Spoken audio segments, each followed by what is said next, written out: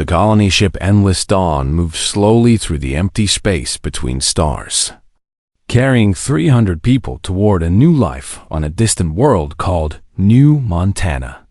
And nobody on board had any idea that danger was coming closer with every passing minute. Commander Lucas Grant stood on the bridge of his ship and watched the navigation screens with tired eyes, thinking about how this was supposed to be a simple transport mission. Just families and farmers looking for a fresh start on the frontier. Nothing that should attract any trouble, but trouble found them anyway. The first warning came from Katie Morris, the young navigator who had been with Lucas for 2 years now, and her voice shook when she spoke the words that changed everything. "Commander, we have a ship approaching fast, and it is not responding to our signals." Lucas moved to her station and looked at the screen, feeling his stomach drop when he saw the shape of the vessel coming toward them, because he recognized that design. The curved hull and the sharp angles that looked like the wings of some giant insect. "Vexery," he said quietly, and the words seemed to suck all the warmth from the room. The Vexery were one of the most feared species in this part of the galaxy. Tall insect-like creatures with hard shells covering their bodies and compound eyes that showed no mercy or compassion. And they had been raiding human settlements for years, taking people for slave labor in their mining operations. Samuel Webb, the chief engineer, came running onto the bridge with sweat on his forehead, having clearly seen the same readings from his station below. "Tell me that is not what I think it is," Samuel said. "I wish I could." Lucas replied. The Vexery cruiser was 3 times the size of the Endless Dawn, and it was built for war, while the colony ship was built for carrying families and cargo, which meant there was no chance of outrunning them, and certainly no chance of fighting back. Lucas made the hardest decision of his life in that moment. "All hands. This is the commander speaking. We are being approached by a hostile vessel, and I am ordering everyone to remain calm and not resist. I repeat, do not resist." He could hear the fear spreading through the ship, the cries of children and the worried voices of parents trying to comfort them. And it broke his heart because he was supposed to protect these people, and he had failed them. The Vexery cruiser pulled alongside and locked onto the Endless Dawn with magnetic clamps. And then the airlock doors began to open whether Lucas wanted them to or not, the alien ship overriding all of their security systems like they were nothing. The first Vexery soldier came through the door, and Lucas got his first close look at the enemy, standing almost 7 feet tall with a body covered in dark green armor that was actually part of its own skin, mandibles clicking together as it surveyed the humans with those terrible compound eyes. More soldiers followed, dozens of them, spreading through the ship with weapons raised. And then their leader came aboard, Overseer. Kethril was larger than the others, and wore bands of gold around his upper arms that marked his rank. And when he spoke through the translator device on his chest, his voice came out as a flat mechanical sound that held no emotion at all. "Humans, you are now property of the Vexery Dominion. Your ship will be taken apart for salvage, and your people will be assessed for labor capacity. Resistance will result in immediate execution." Lucas stepped forward with his hands raised, knowing he had to try something. "We are a civilian transport with no military value. Under Galactic Convention, you have no right to take us prisoner." Kethril made a sound that might have been laughter, his mandibles clicking rapidly. "Your conventions are meaningless to us. Human, the Dominion takes what it wants, and we want your ship and your people. You should feel honored to serve a greater species." The soldiers began separating the crew from the colonists, pushing people into groups with their weapons, and Lucas could hear crying from somewhere in the passenger quarters. Probably the children who did not understand what was happening. A young crewman named Peter Vance tried to protest when a soldier grabbed his arm too roughly, and the Vexery struck him across the face with enough force to send him crashing to the floor. "Peter," Katie cried out, trying to go to him. But Lucas grabbed her arm and held her back. "Do not give them an excuse," he whispered. They were herded into a small cargo bay that had been emptied out. About 20 crew members in total, while the colonists were taken somewhere else on the ship. And Lucas felt the weight of his failure pressing down on him as the energy barrier hummed to life across the doorway. Trapping them inside. "What do we do now?" Samuel asked. His voice low so the guards outside could not hear. Lucas looked at his people, at their frightened faces and their bruised bodies, and he wished he had an answer for them. "We stay alive," he said finally. "We do whatever we have to do to stay alive, and we wait for a chance." "A chance for what?" Peter asked. Holding his bleeding face, Lucas did not answer because he did not know. The ship lurched as the Vexery began towing the Endless Dawn, taking them away from their planned route and toward whatever terrible fate awaited them in Dominion space. And Lucas sat down against the cold metal wall and tried to think of something. Anything that might save his people, but nothing came to him. Nothing except fear and despair.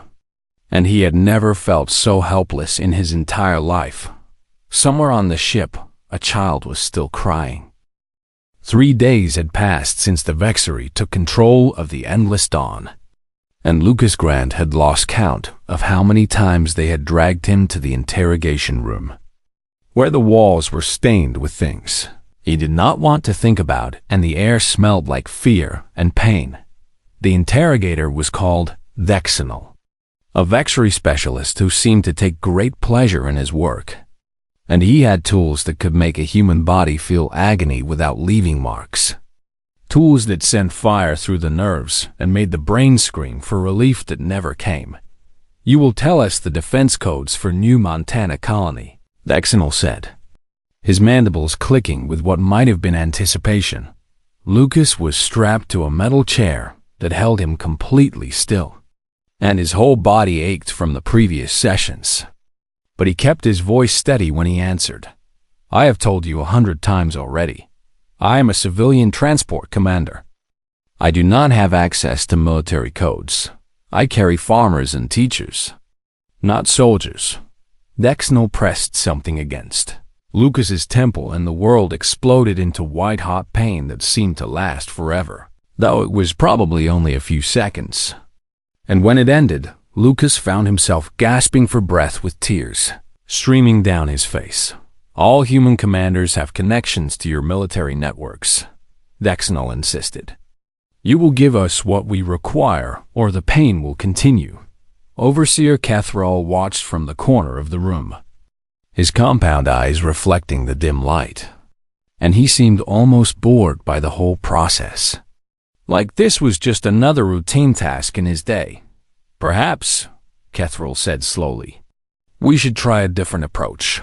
The human clearly cares about his crew. Perhaps if we begin executing them one by one, he will become more cooperative." Lucas felt his blood go cold at those words.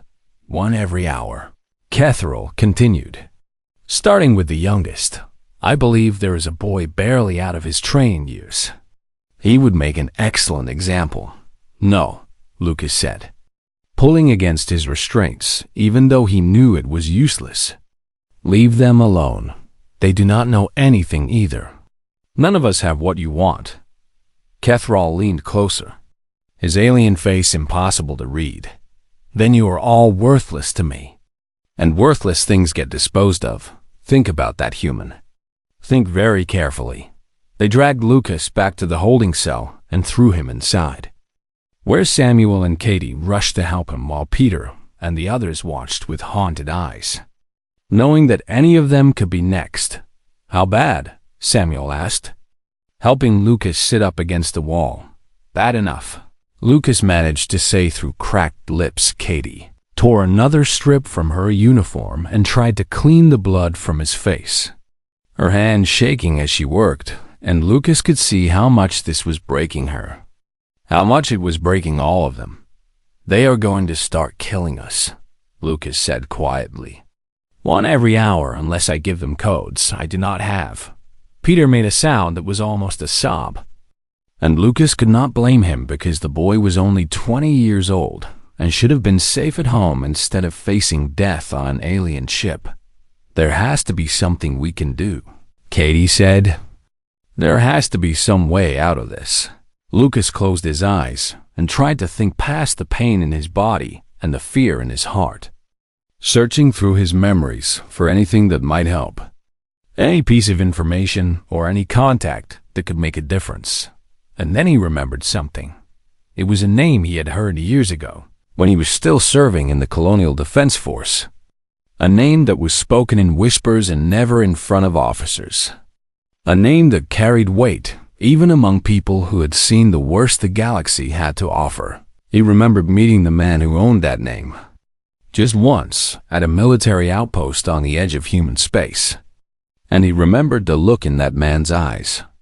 The empty, cold look of someone who had lost everything and had nothing left to fear. "I might have something," Lucas said slowly. "But it is a long shot, and it might just make things worse. Worse than being executed one by one." Samuel asked. Lucas considered the question and decided that no.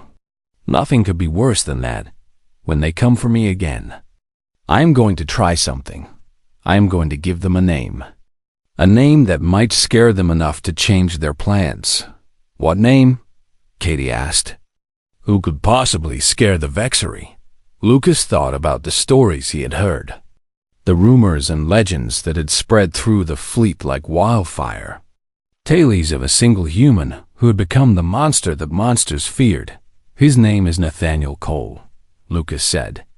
"And the Vexery call him the Reaper." The others exchanged confused looks, none of them recognizing the name.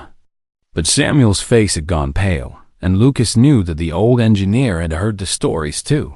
"I thought he was just a myth," Samuel whispered. "He is real," Lucas replied. "And if I'm lucky, the Vexery know exactly how real he is." The guards were coming back, their heavy footsteps echoing in the corridor outside. And Lucas pushed himself to his feet despite the pain, because he needed to face what was coming with whatever strength he had left. "Whatever happens," he said to his crew, "do not give up hope." The energy barrier dropped, and the soldiers reached for him. And Lucas walked toward his fate with a name burning in his mind like a weapon. The interrogation room felt colder than before. Or maybe that was just the fear running through Lucas. Grant's veins as he sat in the metal chair and watched Dexenal prepare his instruments of pain. But this time, Lucas was not going to wait for the questions. This time, he had a weapon of his own, and he prayed to whatever powers might be listening that it would work.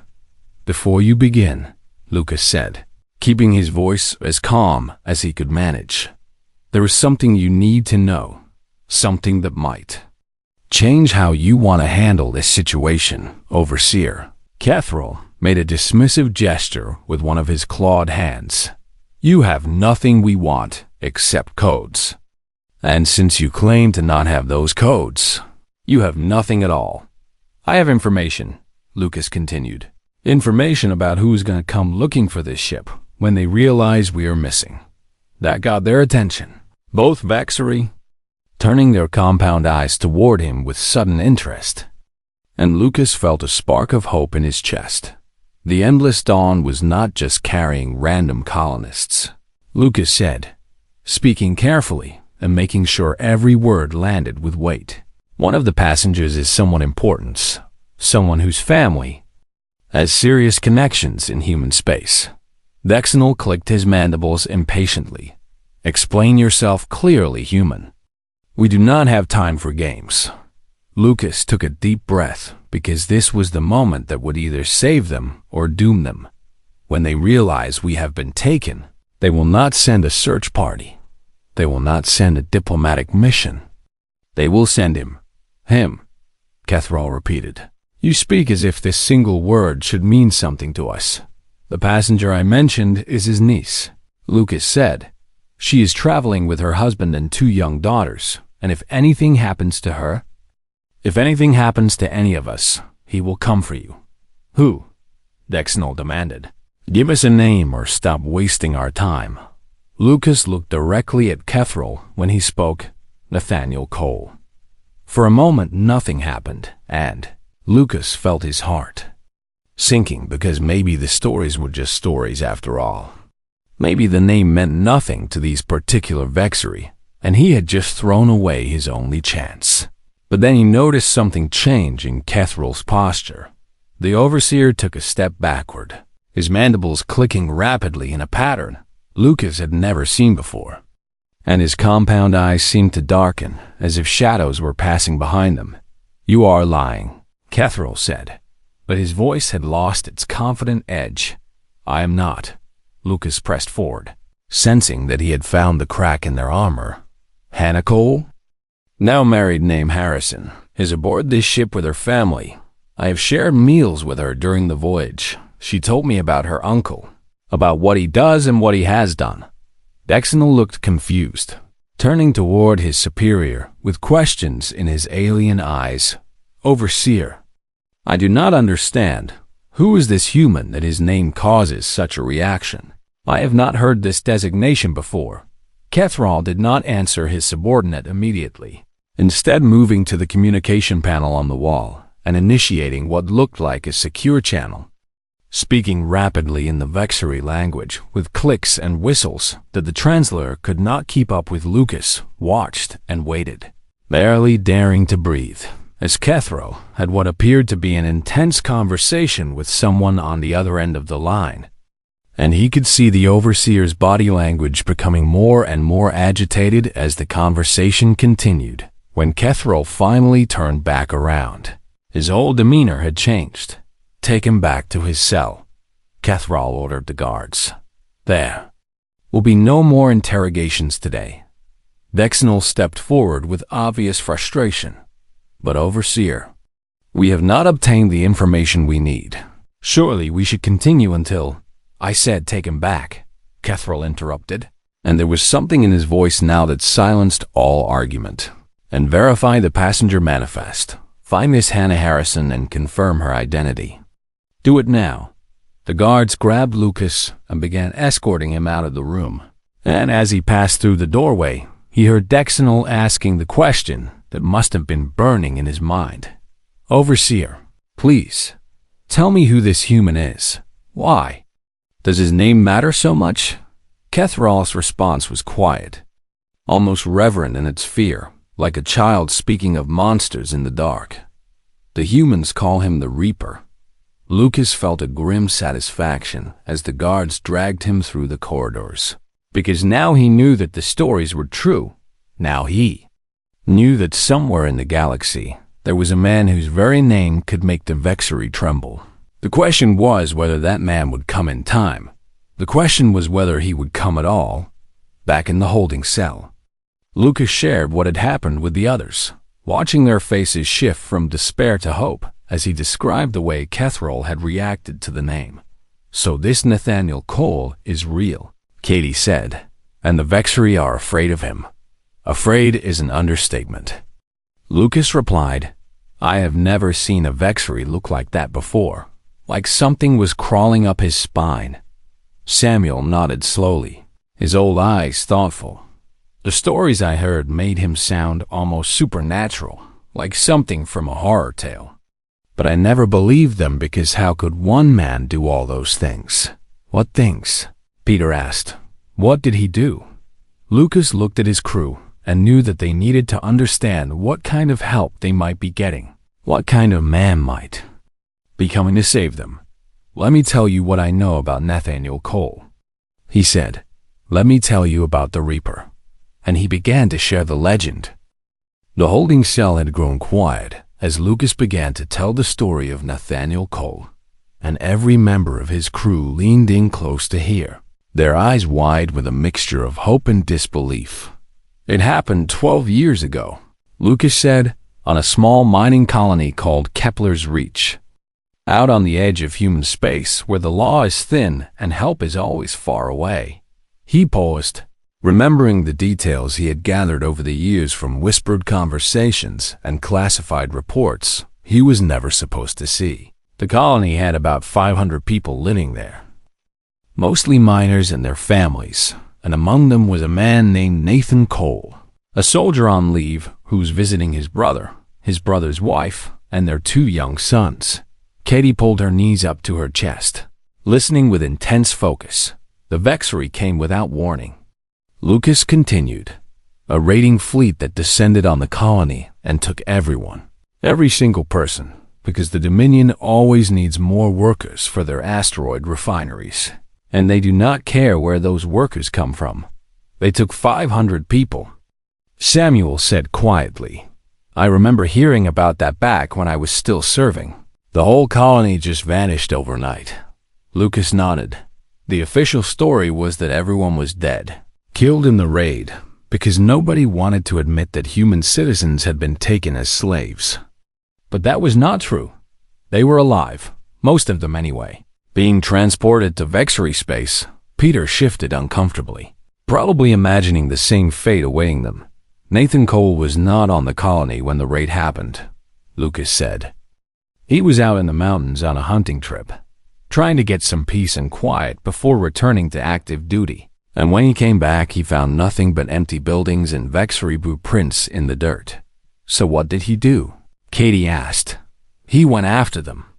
Lucas replied simply, alone, with nothing but his service weapon and his training and a burning meat to find his family. The words hung in the air like smoke. Think about that for a moment, Lucas said. One man, no ship of his own, no backup, no support, going after a Vexery raiding fleet across 3 star systems. Everyone who heard about it thought he was going to die. They thought he was crazy. Samuel made a sound that might have been a laugh. He did not die, though, did he? No. Lucas confirmed. Somehow he tracked the fleet. Somehow he found a way to infiltrate their command ship, a dreadnought almost the size of a small city. And what happened next is where the legend really begins. Lucas stood up and began pacing the small cell, his body still aching from the interrogations, but his mind focused on the story he needed to tell. Nobody knows exactly how he did it. The details change, depending on who tells the tale, but the results are documented fact. Within 72 hours of boarding that dreadnought, Nathaniel Cole had killed over 200 Vexery soldiers, destroyed 4 warships including the command vessel, and freed every single human captive. Peter's jaw dropped. One man did all that. One man with nothing left to lose. Lucas said, because here is the part that explains everything. Here is the part that created the Reaper. He stopped pacing and looked at his crew. His brother and his family did not survive. They had been killed days before Cole arrived, executed as an example when some of the prisoners tried to resist. By the time he reached them, there was nothing left but bodies. Katie covered her mouth with her hand. So he had gone through all of that for nothing. She whispered, not for nothing, Lucas replied. He saved 483 people that day, brought them all home safe and sound. But something in him broke when he found his brother, something that never healed. Samuel leaned against the wall with his arms crossed. The Reaper, he said. That is when he became the Reaper. That is when the Vexery started calling him that. Lucas confirmed, because after Kepler's reach, he did not stop. He could not stop. Every time the Vexery took human prisoners, every time they raided a colony or captured a ship, Nathaniel Cole would appear like a ghost and people would die. Vexery people, lots of them. How is that possible? Peter asked. How can one person keep doing that without getting caught or killed? Lucas shrugged.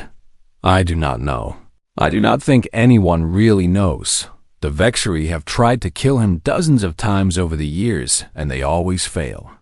Some of them have started to believe he is not human at all, that he is some kind of demon or spirit of vengeance that cannot be destroyed. But he is human. Katie said, very human. Lucas agreed.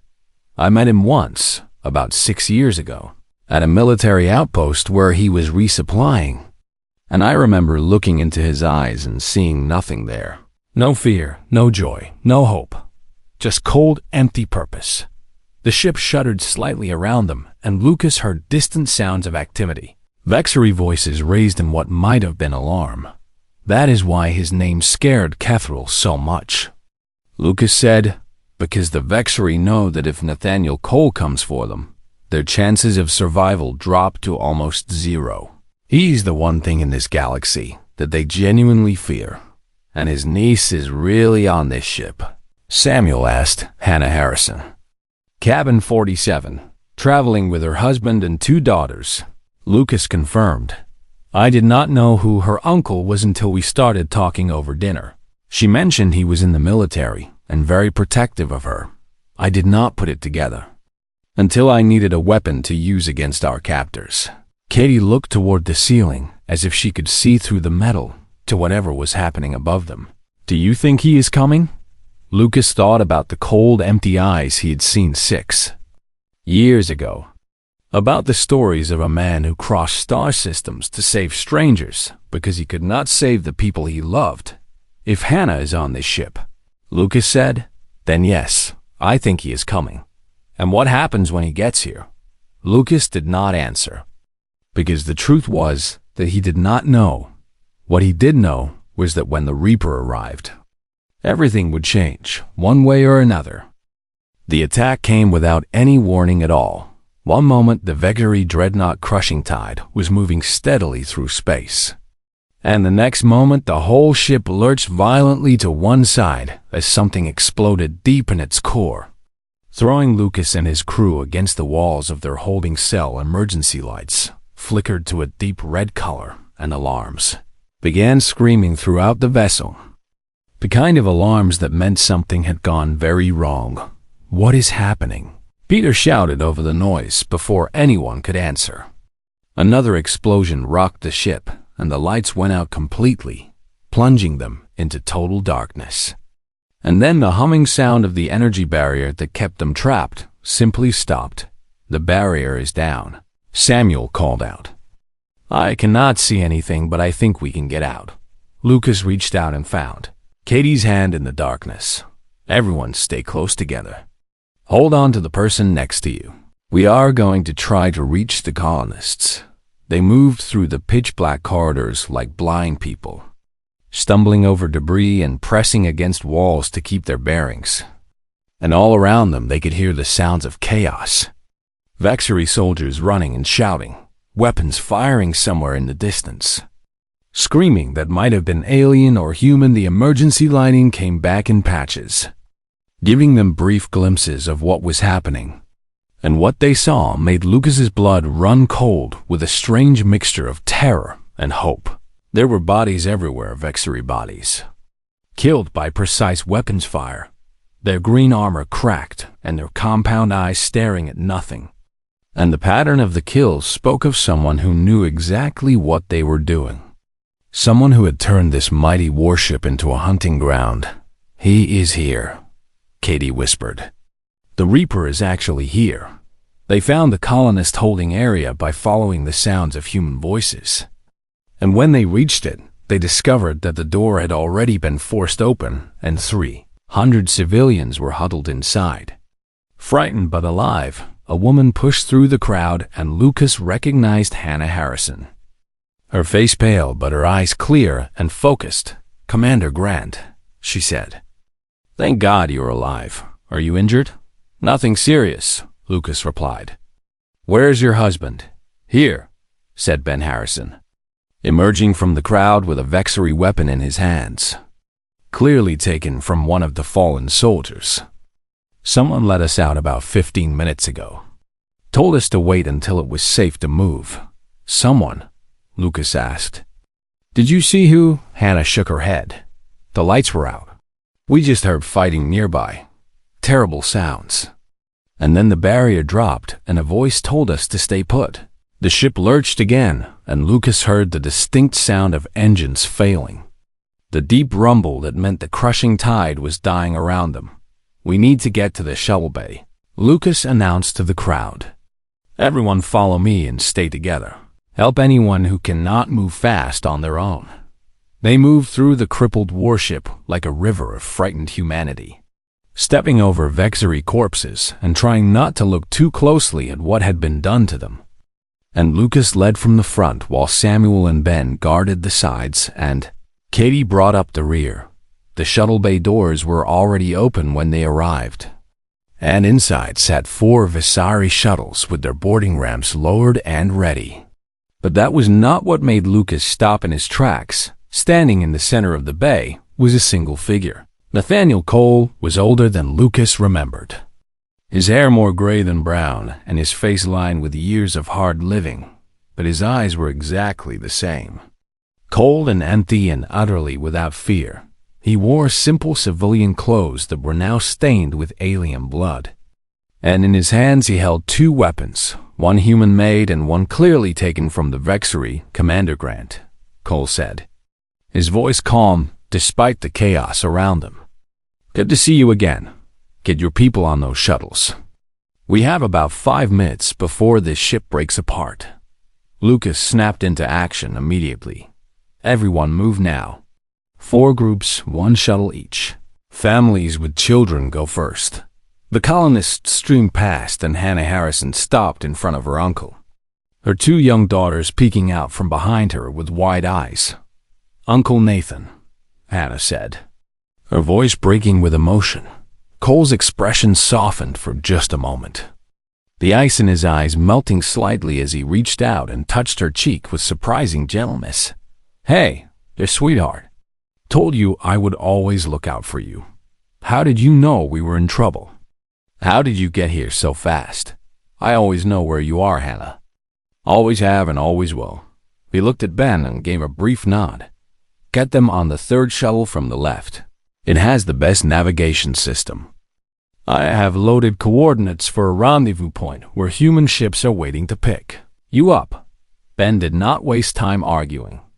Gathering his family and moving them towards safety, Lucas approached Cole as the last of the colonists boarded. How did you do this? How did you take down an entire dreadnought by yourself? Cole's eyes returned to their cold, empty state. I did not bring a ship commander. I brought myself, infiltrated during a supply transfer at their last stop, and spent 2 days working through their systems. Disabled communications first, then weapons, then engines. By the time they knew what was happening, it was already over. You have been on this ship for 2 days alone, surrounded by enemies. The Vexery have good life support systems. Plenty of places to hide if you know how to look. Lucas stared at the man before him and understood why the Vexery were so afraid. Understood that the stories did not do him justice. That Nathaniel Cole was something beyond a soldier or a killer. Something that defied easy explanation. What about Kethrol? Lucas asked. The overseer. Dead, Cole replied. Along with his command staff, we should move now. Time is running out. They boarded the last shuttle together, and as the craft lifted off and sped away from the dying dreadnought, Lucas watched through the viewport as the massive ship broke apart in a silent explosion. Debris scattering across the void like fallen leaves. The Vexery will send others, Lucas said quietly. They will want revenge for this. Cole sat in the pilot's seat with his hands steady on the controls, guiding them toward the distant lights of human ships. They have been trying to kill me for 12 years. They send hunters and assassins and whole fleets. And I am still here. Why do you keep doing this, after everything you have lost? Why not just disappear and live in peace? For a long moment, Cole did not answer. And when he finally spoke, his voice was barely above a whisper. Because someone has to. Because when the Vexery take our people, they need to know that something will come for them. Something that does not stop, does not negotiate, does not show mercy. He glanced back at the passenger cabin where Hannah sat with her daughters, finally allowing themselves to breathe. They need to know that humans protect their own. They need to know that when they seize one of ours, they summon something worse than death. Lucas watched the man's profile. Against the stars, the Reaper Cole did not respond to that. Just kept his eyes on the path ahead. But Lucas thought he saw something flicker in those cold, empty eyes. Something that might have been satisfaction, or might have been sorrow behind them. The crushing tide was nothing but dust and memory. And somewhere in Vexry space word was already spreading about what had happened. Another fleet had fallen, another impossible rescue had succeeded, and the legend of the Reaper had grown. A little bit larger, the human ships appeared on their sensors. Dozens of vessels waiting to welcome the survivors home. And as they approached, Lucas realized that he had witnessed something that would become a story told for generations. The story of how 300 humans were taken by the most feared aliens in the galaxy, and how one name, spoken in desperation, had summoned something even more terrifying, something called the Reaper.